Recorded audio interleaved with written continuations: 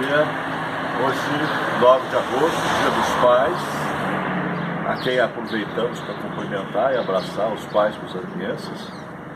7h39, faremos uma caminhada aqui na cidade. Em razão do tempo seco e poeirento das estradas rurais, nós vamos fazer aqui um percurso tradicional. Muitos e muitos caminhantes fazem esse mesmo percurso. Um percurso curto, em torno de 5 a 6 quilômetros, mas ele é muito utilizado pelos buzanienses. Aqui na Rua 7 de Setembro, no princípio dela, a Rua 7 de Setembro é a rua mais comprida da cidade. Ela tem algo em torno de 3 mil metros, 3 quilômetros. Mas ela tem prosseguimento para o lado de cá, é a Rua Domingos Armelim. Ela muda de nome, a partir desse ponto ela muda de nome, Domingos Armelim. E uma particularidade dessa rua, porque há um declive acentuado, depois um aclive acentuado, formando um vale. Então, quando as pessoas passam de carro, sentem aquele friozinho no estômago. Então, a criatividade, espirituosidade do nosso povo botou o apelido dessa rua de Gelacu, né? Então, umas pessoas mais pudicas falam Gela, só Gela, né? Onde você mora? Eu moro lá no Gela, todo mundo já sabe onde é. Nós estamos aqui em frente ao cemitério municipal, o velório, né? Já passamos pela Rua 7 de Setembro, trecho da 7 de Setembro, Coronel Zé Martins, Praça São Benedito. Agora estamos aqui nessa que se chama Praça Álvaro Martins. Aqui temos um velório municipal. Esse velório foi construído em 1982 e inaugurado em 83. Mas o interessante da história é que, quando foi construído o velório, muita gente achava que seria um desrespeito. Você vê lá o seu ente querido em outro local que não fosse a própria casa.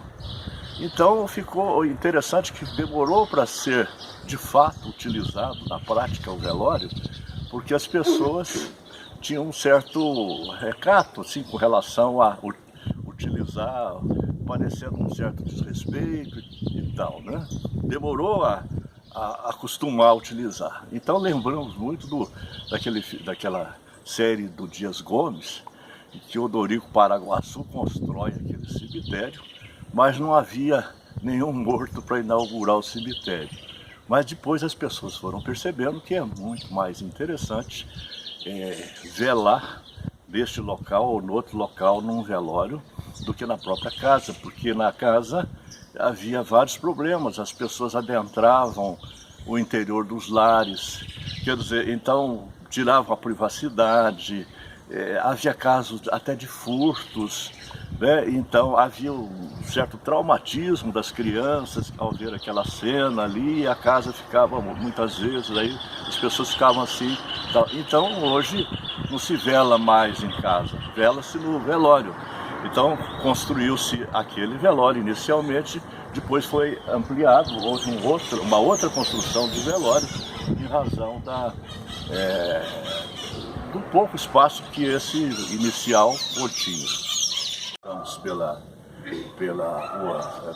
Praça São Benedito, descemos a Rua São José, conhecida como Rua do Cemitério, entramos na Frei Florentino, estamos de frente à rodoviária.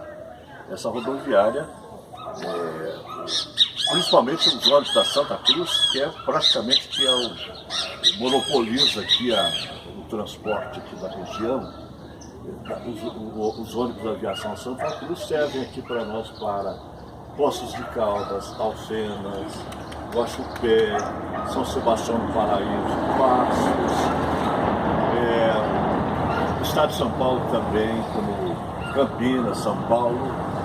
E uma outra linha é a linha Gardênia, que nos serve para Belo Horizonte. Então nós temos várias ligações através de ônibus aqui, seja da Santa Cruz, seja da Gardênia, servindo a comunidade. Todos que passam aqui nesse terminal rodoviário.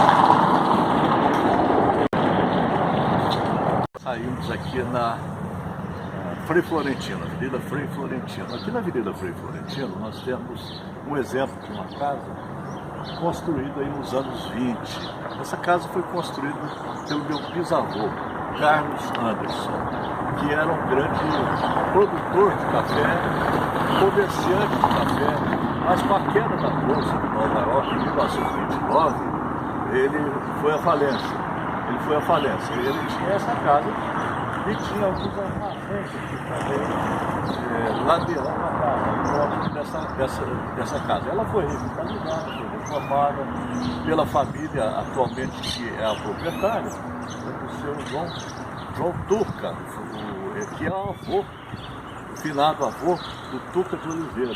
Né? Então a família do Tuca de Oliveira ocupa essa residência aqui. Nós estamos na rua Capitão Eleodoro Mariano de Almeida, descemos aqui da rodoviária e vamos por ela, essa via também de grande extensão da cidade, é uma das principais artérias.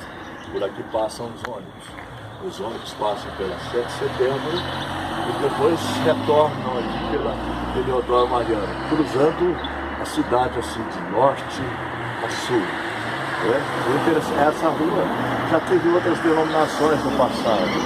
Ela foi conhecida como Rua América, depois Rua 29 de Outubro e mais modernamente como Rua Capitão Eleodoro Mariano de Almeida, que foi um dos prefeitos aqui da cidade de Muzambique.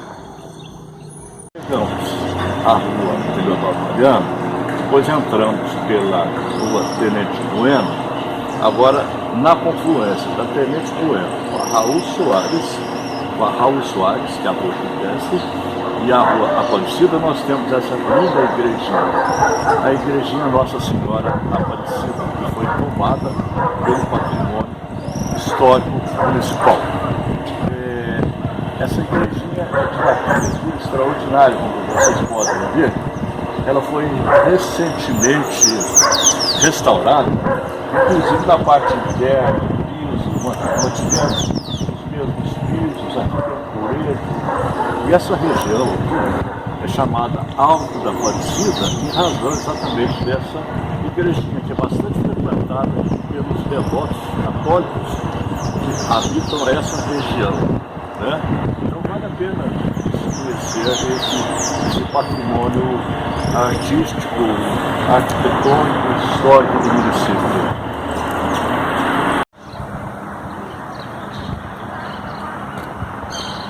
Bem, aqui, bem próximo da Igrejinha Aparecida, nós temos a Escola Estadual Cesário Coimbra.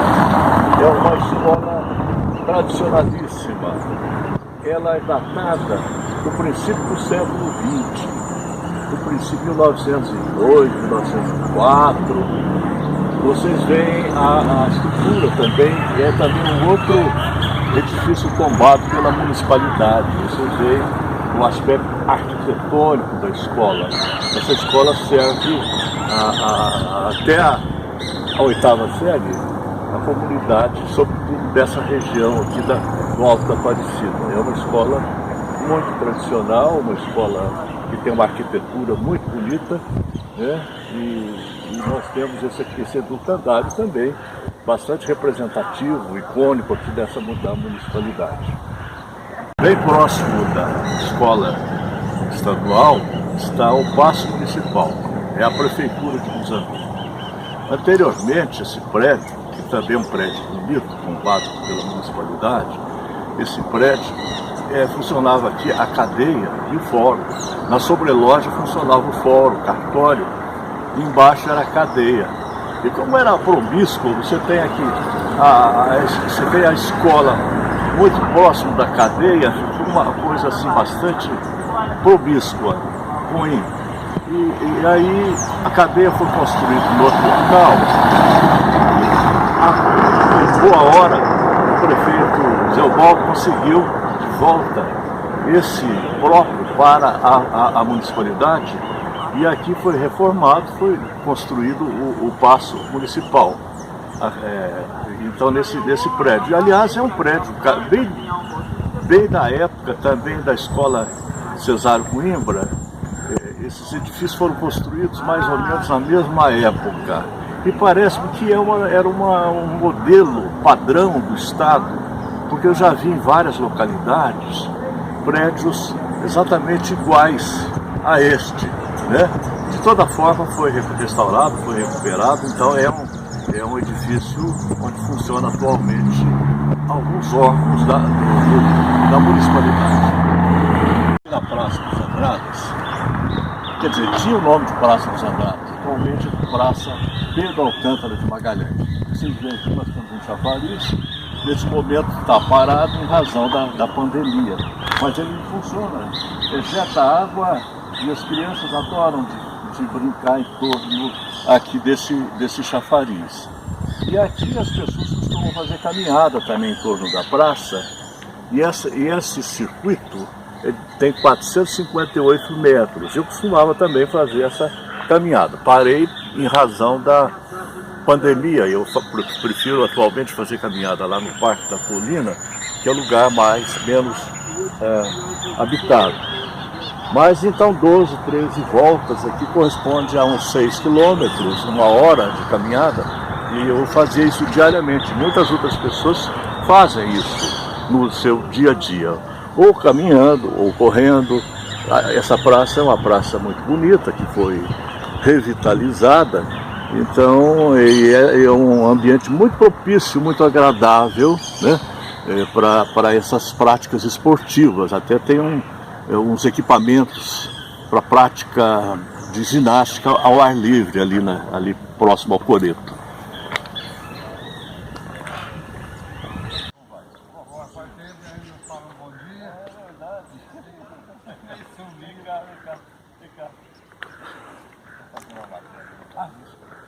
Tá gravando? Falar só rapidinho uma palavrinha. Estou aqui com o Almírio, dentista. O Almírio costuma fazer essa caminhada todos os dias aqui nessa região. Como é que você sente fisicamente em razão dessa atividade física que você faz diariamente? Ah, muito bem, né? Graças a Deus, né?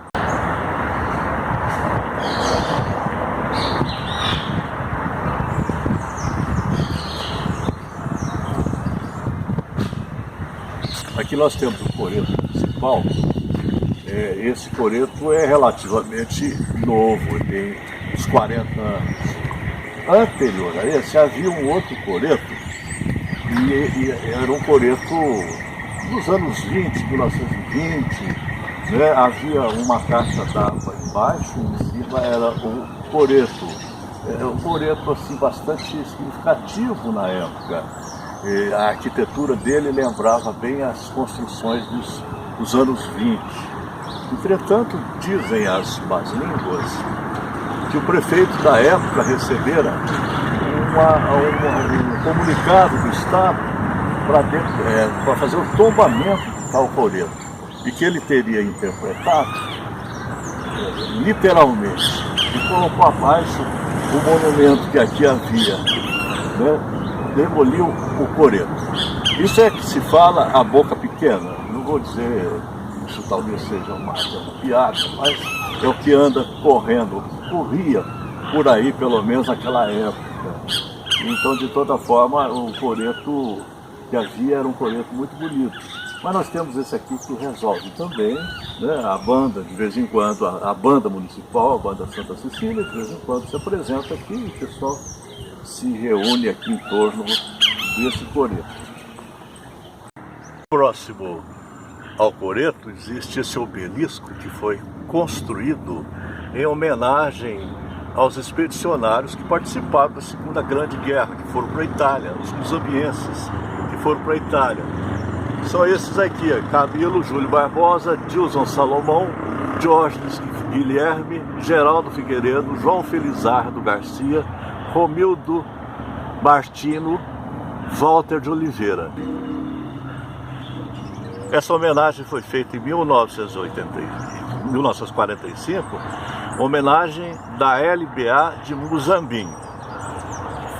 Dizem que na época da construção desse obelisco também vários documentos foram colocados aqui no interior monumentos. Só que não existe nenhuma referência a isso, então não posso confirmar. Mas eu já ouvi algumas pessoas comentando que, a exemplo da cápsula do tempo, vários documentos, várias mensagens aos pracinhas foram colocados aqui no plano da construção desse obelisco. Mas não posso confirmar isso. De toda forma, essa é a homenagem prestada aos expedicionários brasileiros que lutaram na Segunda Grande Guerra.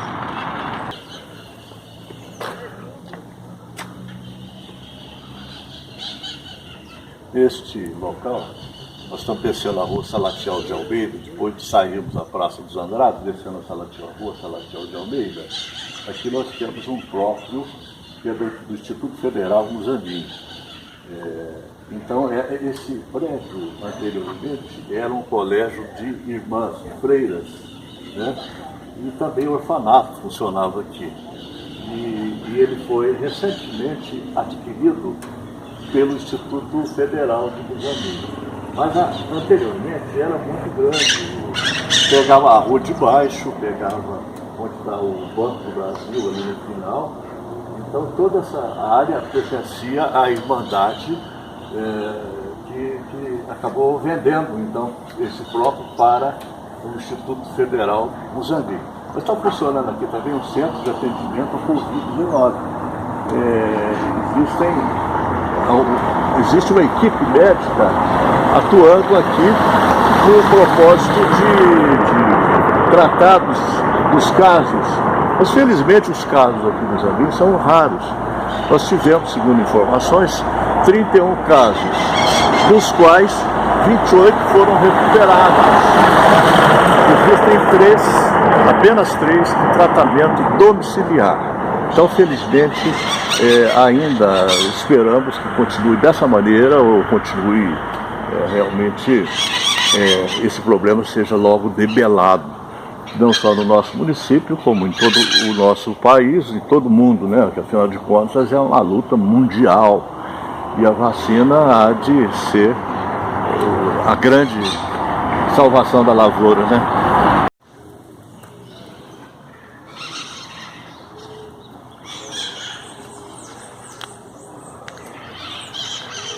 Descendo a Salatiel de Almeida, nós adentramos a Avenida Dr. Américo Luz.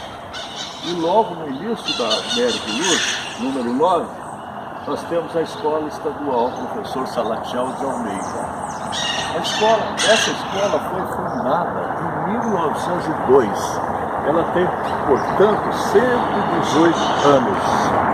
Né? E para cá, para Muzambinho, vieram muitas famílias, porque era a única escola que existia na região, de toda a região, até de outros estados. As pessoas vinham estudar aqui em Muzambinho.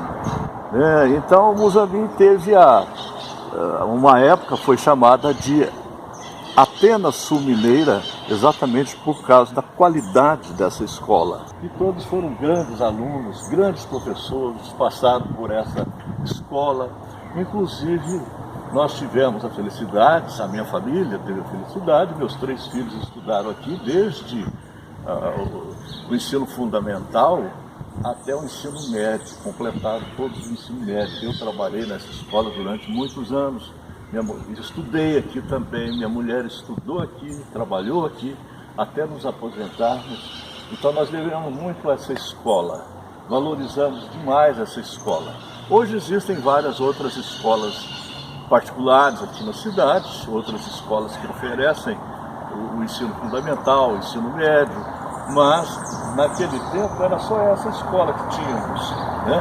Aqui, então, a gente tem a honra, tem a alegria de ter esse estabelecimento estudantil que faz parte da história muzambiense. Na Avenida Doutor Américo Luz, nós temos no átrio da igreja esse cruzeiro de pedra. Ele foi construído numa única pedra que veio lá da fazenda do senhor João Messias Machado. Foi trazido para cá através de uma grande junta de bois dezenas de bois para trazer essa grande pedra para cá.